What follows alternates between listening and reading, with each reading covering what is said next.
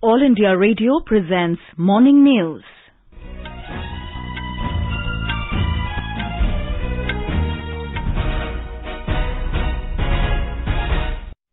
Good morning.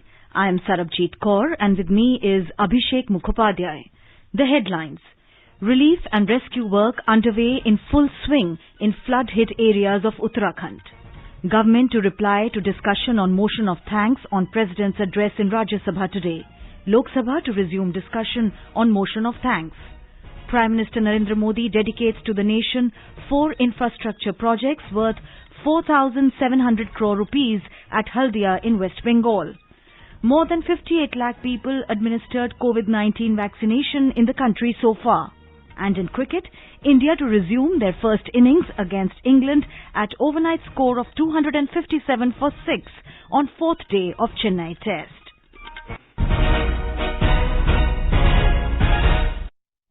As the nation fights the COVID-19 pandemic, we begin the bulletin with a message of precaution to stay safe and protected by following these 3 simple steps.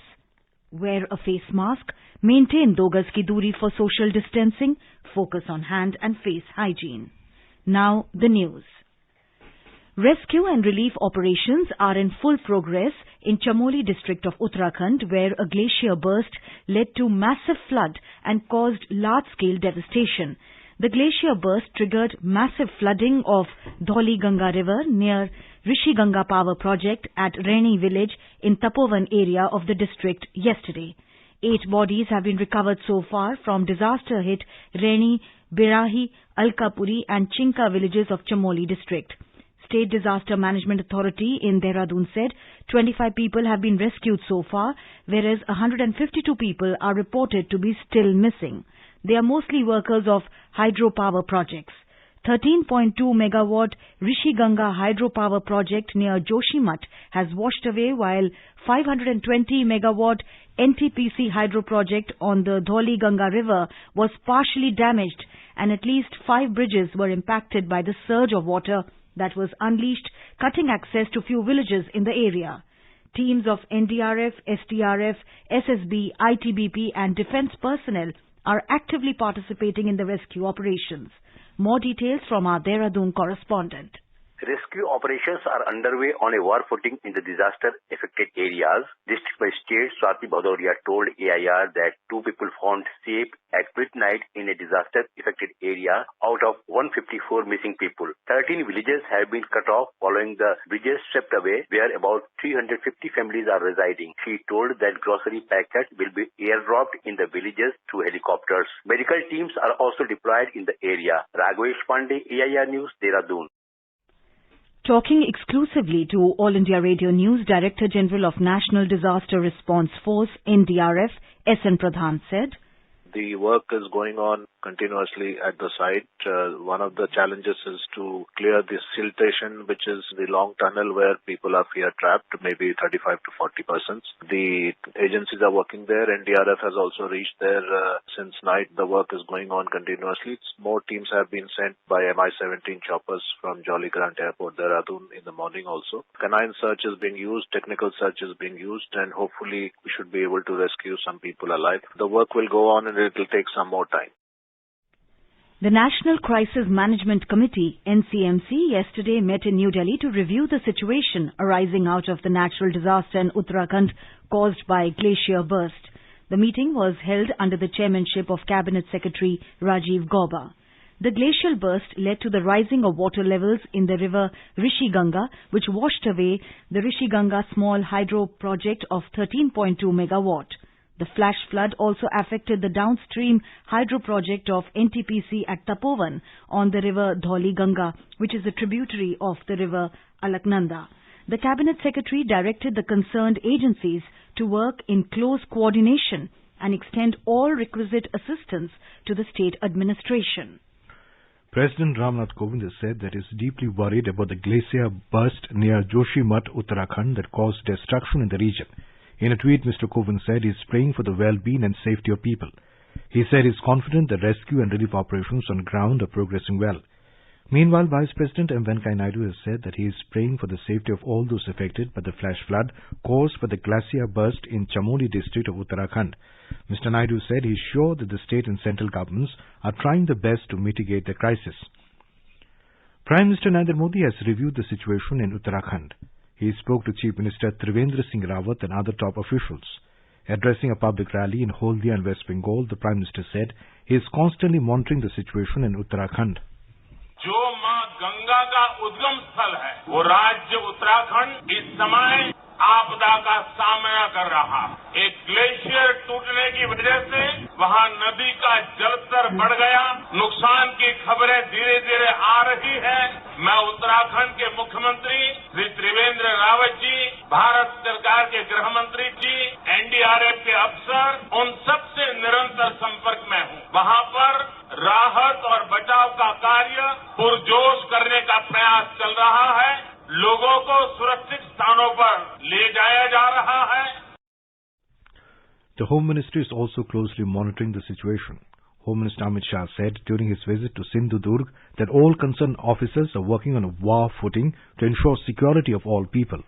NDRF की 3 टीमें वहां पहुंच गई है, ITBP के जवान भी वहां पर पहुंच गए, पूरे राज्य का तंत्र भी वहां पर एक्टिव हो गया, एसडीआरएफ की टीमें भी पहुंची और वायुसेना को भी अलर्ट कर बचाव कार्य में लगाने के लिए हमने पूरी तैयारी कर ली है.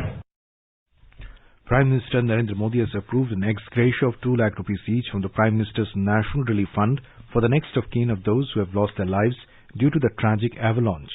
50,000 rupees will be given to those seriously injured. Chief Minister Trivendra Singh Rawat visited disaster-affected areas in the state. Talking to media persons in Dehradun last evening, Mr. Rawat said Prime Minister Narendra Modi has assured all possible help to the state government. The Chief Minister said the Prime Minister called him twice. Mr. Rawat said he also spoke to President Ramnath Kovind and Home Minister Amit Shah. The Chief Minister has announced 4 lakh rupees each for the next of kin of those who have lost their lives in floods. Leaders around the world have offered condolences to the families of the victims of the glacier burst in Chamoli district of Uttarakhand that led to massive flooding in the state. French President Emmanuel Macron expressed solidarity with India over the flash floods leading to disappearance of several people. In a tweet, President Macron said their thoughts are with the people who have been affected by the glacier burst and their families. The U.S. State Department has also offered condolences to the families of the victims. In a tweet, it said they grieve with the family and friends of the deceased and extend their hopes for a speedy and full recovery for the injured. Nepal's Ministry of Foreign Affairs said that it is saddened by the news of death and missing of many individuals due to the flash floods in Uttarakhand. Japanese Ambassador to India, Satoshi Suzuki, also extended his condolences to the families of victims and prayed that those missing will be rescued as soon as possible. The India Meteorological Department, IMD, has said that no adverse weather events are expected today over Chamoli, Tapovan and Joshimath, areas hit by the major glacier burst in Uttarakhand. In its special weather advisory for the state, the IMD said no snowfall or rainfall is likely to occur today. However, light rainfall or snowfall is expected in the northern parts of the Chamoli district tomorrow and day after tomorrow. Prime Minister Narendra Modi dedicated to the nation 4 infrastructure projects worth 4,700 crore rupees at Haldia in West Bengal yesterday. The Prime Minister laid the foundation stone of the second catalytic iso-dewaxing unit at the Haldia refinery of Indian Oil Corporation Limited. He also inaugurated 3 projects including Bharat Petroleum Corporation Limited, BPCL's LPG import terminal, GAIL's Dhobi-Durgapur natural gas pipeline and NHAI's 4-lane road overbridge cum flyover at Rani Chak. Speaking on the occasion, the Prime Minister said that gas-based economy is the need of the hour for the country. He said one nation, one gas grid is an important step for meeting this need. The Prime Minister said to achieve this, focus is on reducing cost of natural gas and expanding gas pipeline network. Mr. Modi said India is among the highest gas-consuming nations. He said hydrogen mission was announced in the budget to promote cheap and clean energy. The Prime Minister said it is a big day for West Bengal and the entire and the entire Eastern India in terms of Atmanirbharta of connectivity and availability of clean fuel. He said the 4 projects will improve both ease of living and ease of doing business in the region. These projects will also help Haldia to grow into a major hub of export-import. Flyover के अलावा gas और ईंधन से जुड़े 3 बड़े project से भी यहाँ के उद्योगों को, यहाँ के नागरिकों को बहुत लाभ होने वाला। Dobhi Durgapur natural gas pipeline अब बन करके तैयार है।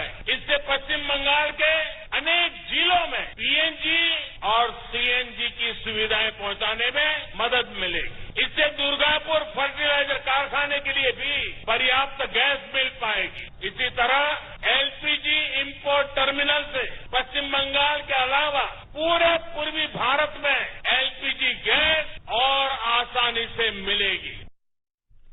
The Prime Minister said 347-kilometer Dobhi-Durgapur natural gas pipeline section, which is a part of the Pradhan Mantri Urja Ganga project, will directly benefit not only West Bengal but also 10 districts of Bihar and Jharkhand. Haldia सहित पश्चिम बंगाल के विकास से जुड़ी करीब 5,000 करोड़ रुपए की परियोजनाओं के लोकार्पण और शिलान्यास करने के लिए आपके बीच आया। गैस कनेक्टिविटी और रोड कनेक्टिविटी को सशक्त करने वाली ये योजनाएं यहाँ सुविधाएं भी बढ़ाएगी और रोजगार के अनेक अवसर भी तैयार करेगी। रानी चक्का आधुनिक फ्लाईओवर, हल्दिया डॉक कॉम्प्लेक्स सुविधाओं का विस्तार करेगा, पड़ोसी देशों के साथ व्यापार कारोबार को आसान करेगा। गैस और ईंधन से जुड़े 3 बड़े प्रोजेक्ट से भी यहाँ के उद्योगों को, यहाँ के नागरिकों को बहुत लाभ होने वाला है। The Prime Minister asserted that the central government is working tirelessly to develop West Bengal as a major trading and industrial centre. The event was attended by West Bengal Governor Jagdeep Dhankar and Union Minister Dharmendra Pradhan, among others. Earlier in the day, the Prime Minister attended a public meeting in Haldia. Speaking on the occasion, Mr. Modi said the people of West Bengal will witness the real meaning of change when BJP comes to power in the state.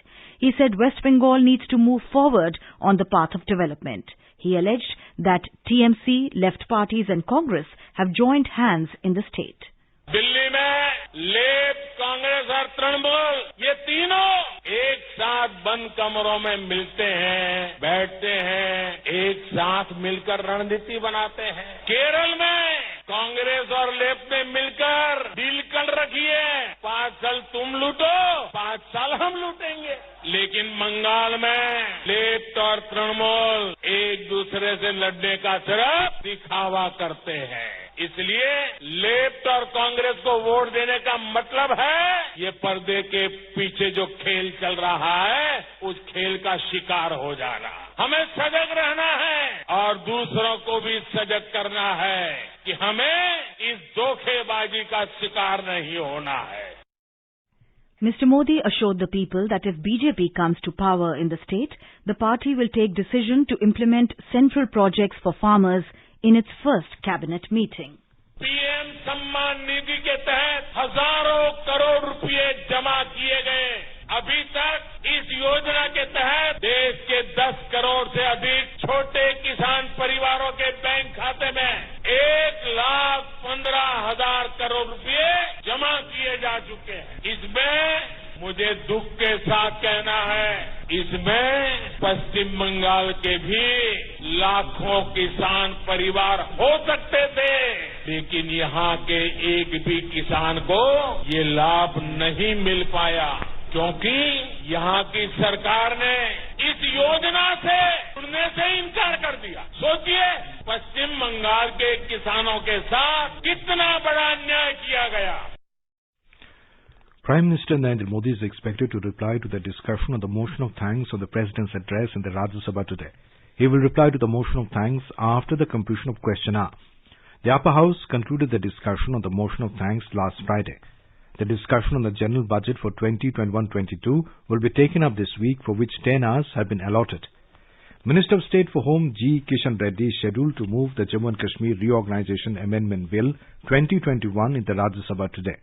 The bill will replace Jammu and Kashmir Reorganisation Amendment Ordinance of 2021, which merged the Jammu and Kashmir cadre of the Indian Administrative Service Indian Police Service and Indian Forest Service with the Arunachal Pradesh, Goa, Mizoram and Union Territory cadre, also known as AGMUT cadre. The President had promulgated the ordinance last month to amend the J&K Reorganization Act 2019. Housing and Urban Affairs Minister Hardeep Singh Puri is also scheduled to introduce the National Capital Territory of Delhi Laws Special Provisions Second Amendment Bill 2021. The Lok Sabha will resume discussion on the motion of thanks on the President's address. Besides, the general discussion on the Union Budget for 2021-22 is also listed in the proceeding of the House. Government has allocated 16,000 crore rupees for Pradhan Mantri Fasal Bima Yojana for 2021-22 to boost the safety of farmers' crops. Agriculture and Farmers Welfare Ministry said this will ensure maximum benefit of crop insurance reaches to farmers. The ministry said this is a budgetary increase of around 305 crore rupees as against the previous fiscal year 2020-21, which reiterates the government's commitment towards growth of agriculture sector in the country. You are listening to the morning news on All India Radio. A reminder of the headlines before we move on. Relief and rescue work underway in full swing in the flooded areas of Uttarakhand. Government to reply to discussion on motion of thanks on President's address in the Rajya Sabha today. Lok Sabha to resume discussion on the motion of thanks. Prime Minister Narendra Modi dedicates to the nation 4 infrastructure projects worth 4,700 crore rupees at Haldia in West Bengal. More than 58 lakh people administered COVID-19 vaccination in the country so far. And in cricket, India to resume the first innings against England at the overnight score of 257 for 6 on the 4th day of the Chennai Test. For quick news updates around the clock, follow us on our Twitter handle at AIR News Alerts. चलो मिलकर एक शुरुआत करें, चलो एक फैसला आज करें, मास्क नहीं तो टोकेंगे, कोरोना को रोकेंगे, चलो एक इरादा करते हैं, चलो खुद से वादा करते हैं, मास्क नहीं तो टोकेंगे, कोरोना को रोकेंगे. Welcome back to the morning news. Government has said that more than 58 lakh beneficiaries have received the vaccination so far under the countrywide COVID-19 vaccination exercise.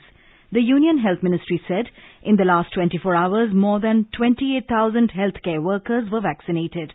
12 states reported the vaccination activity yesterday: Assam, Bihar, Gujarat, Haryana, Jharkhand, Karnataka, Kerala, Manipur, Odisha, Rajasthan, Tripura and Uttarakhand. Out of the total cumulative coverage, 53,17,760 are healthcare workers and 4,85,857 are frontline workers. India is now the third topmost country with the highest doses of COVID-19 vaccine administered after USA and the UK. In Bihar, 3,72,466 healthcare workers have been vaccinated so far. 7,862 frontline workers were vaccinated during the past 24 hours. No side effect from the vaccine has been reported from any part of the state. Meanwhile, COVID-19 recovery rate has improved to 99.09% in Bihar. In Bihar, schools for classes 6 to 8 will reopen from today. Schools across the state were closed since March last year due to COVID-19 pandemic. As per the standard operating procedures SOPs issued by the Bihar government, schools need to strictly follow COVID-19 protocol. Wearing masks and maintaining social distancing will be compulsory for students and teachers. In Tamil Nadu, regular colleges will reopen for students from today after being shut since April last year to contain the spread of COVID-19. Schools for students of 9th and 11th standard will also begin from today.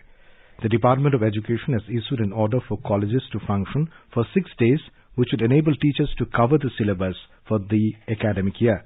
More from our correspondent. The government has stated that regulations regarding the seating arrangements should be followed due to COVID-19. Arrangements have been made to monitor the temperature level of students, use of face masks and hand sanitizers. The schools have also asked students to get permission letters from their parents to attend school. The option of attending online classes have also been given to sick students or those who are affected with COVID. Joy, AIR News, Chennai. Gujarat recorded 244 new cases of COVID-19 during the last 24 hours. According to the State Health Department, the recovery rate has reached 97.43%.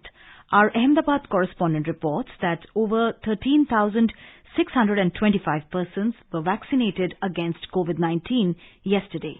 More details from our correspondent. According to the State Health Department, 13,625 persons have been vaccinated yesterday through 555 vaccination centers across the state. Total 5,55,179 persons have received vaccine against the COVID-19 in the state till now. Meanwhile, 2,56,670 patients have been recovered from the COVID-19, out of which 355 patients have been recovered during the last 24 hours. At present, total 2,379 active cases in the state, out of which 24 patients are on ventilator. Maximum 75 new cases reported from Vadodara, while Ahmedabad recorded 53 new cases. Yogesh Pandya, Air News, Ahmedabad. A total of 119 new confirmed cases of coronavirus have been reported in Delhi during the last 24 hours, taking the total number of cases to over 6,36,000. The Delhi government said more than 6,24,000 people affected with COVID-19 have been cured so far. In Madhya Pradesh, a total of 217 patients were discharged from hospitals during the past 24 hours, taking the state's overall recovery count to 2,50,537. More details from our Bhopal correspondent. Madhya Pradesh reported a total of 184 new positive cases. The state did not report any death due to COVID-19 on Sunday. No new infection case was recorded in 22 out of the total 52 districts in the state. The death toll currently stands at 3,820. Bhopal and Indore recorded 49 active cases each. Bhopal now has 625, while Indore has 317 active cases. Meanwhile, over 3,39,000 healthcare workers vaccinated so far in Madhya Pradesh. State Immunization Officer Dr. Santosh Shukla said that the vaccination of the frontline workers will start from today. Pooja Pivardhan, AIR News, Bhopal. India's first geothermal power project will be established at Puga village of eastern Ladakh. Puga has been identified as the hotspot of geothermal energy in the country by the scientists. Our correspondent reports that in the first phase of the pilot project, 1 megawatt MW power generation capacity will be generated. A tripartite Memorandum of Understanding MOU for establishment and implementation of the first phase was signed on Saturday. Our Leh correspondent has the details. Geothermal field development project is planned to commission by the end of 2022. In the first phase, the pilot project implemented by the ONGC-OEC will explore within the depth of 500 meters, and it is planned to supply 24 hours free power to 10 neighboring villages which are not connected with the northern grid for power supply. The second phase is proposed for the deeper and lateral exploration of geothermal reservoir by drilling optimal number of wells and setting up of a higher capacity demo plant in Ladakh. In the third phase, it is planned to promote joint ventures and commercial projects. Puga is a place where it is uncovered with potential of more than 100 megawatt of geothermal energies. With Ramesh Chandra, this is Yang Chandolma for AR News from Leh, Ladakh. The India-US joint military exercise Yudh Abhyas 20 commenced today in Mahajan Field Firing Range of Bikaner district in Rajasthan. This is the 16th edition of the annual bilateral joint exercise of both the armies. It will continue till the 21st of this month. The previous version of the joint exercise was held at Seattle in the United States. More from a correspondent. About 250 US and 250 Indian Army soldiers are participating in the exercise. Both the armies will share their war-related techniques, skills and experience with each other during the exercise. The exercise is one of the largest military training and defense cooperation efforts between India and US. The exercise is another step in the growing military cooperation between two countries, which shows the growth in Indo-US relations. It is also a sign that both the India and US understand the threat of terrorism and are standing shoulder to shoulder in combating the same. Jitendra Dwivedi, AIR News, Jaipur. In cricket, India will resume the first innings against England at the overnight score of 257 for 6 on the fourth day of the first test at M.A. Chidambaram Stadium in Chennai today. The match will begin at 9:30 a.m. Ravichandran Ashwin with 8 runs and Washington Sundar with 33 runs were at the crease when stumps were drawn last evening. Rishabh Pant scored 91 while Chiteshwar Pujara contributed 73 runs. The hosts are still trailing by 321 runs. For the visitors, Dom Bess claimed 4 wickets while Jofra Archer bagged 2. Early in the day, England were all out for 578 runs after resuming the first innings at the overnight score of 555 for 8. On Saturday, English skipper Joe Root became the first batsman in the history of Test cricket to score a double century in his 100th Test. For India, Jasprit Bumrah and Ravichandran Ashwin claimed 3 wickets each, and Ishant Sharma and Shahbaz Nadeem scalped 2 each. And now let us take a look at the weather forecast for today. The national capital Delhi is experiencing shallow fog. The temperatures will hover between 8 and 24 degrees Celsius. Mumbai will have mainly clear sky. The minimum temperature will be around 22 degrees Celsius while the maximum is expected to be around 34 degrees. Chennai witnessed fog in the morning and partly cloudy sky later. The temperatures will vary between 20 and 31 degrees Celsius. In Kolkata, there was fog in the morning and clear sky later. The city observed a minimum temperature of around 14 degrees Celsius and a maximum of around 28 degrees. Srinagar will have partly cloudy sky. The temperatures will hover between -1 and 8 degrees Celsius. Jammu witnessed mainly clear sky and will become partly cloudy towards evening. The minimum temperature was around 7 degrees Celsius while the maximum will be around 21 degrees. Leh will have partly cloudy sky. The minimum temperature will be -12 degrees Celsius while the maximum will be around 4 degrees. Gilgit will have mainly clear sky.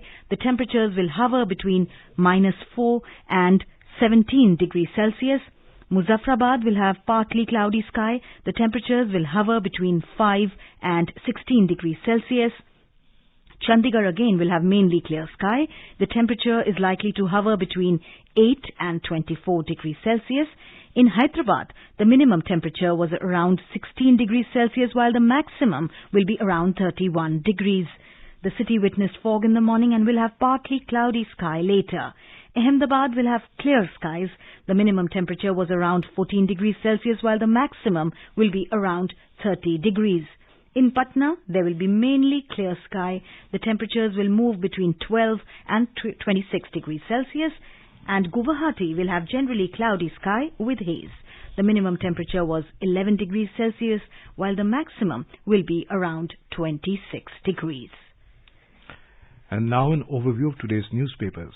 Almost all newspapers today lead with the flash floods that hit Uttarakhand yesterday. A wave of destruction, glacier breach causes floods in Uttarakhand, writes the Hindustan Times. While the Asian Age writes, tranquil morning turns tragic for villages.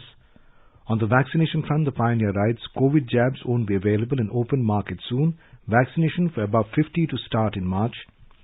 In a bid to expedite trade deals and aid economic growth in the post-COVID era, India restarts trade talks with EU and UK is a frontline page headline in the Financial Express.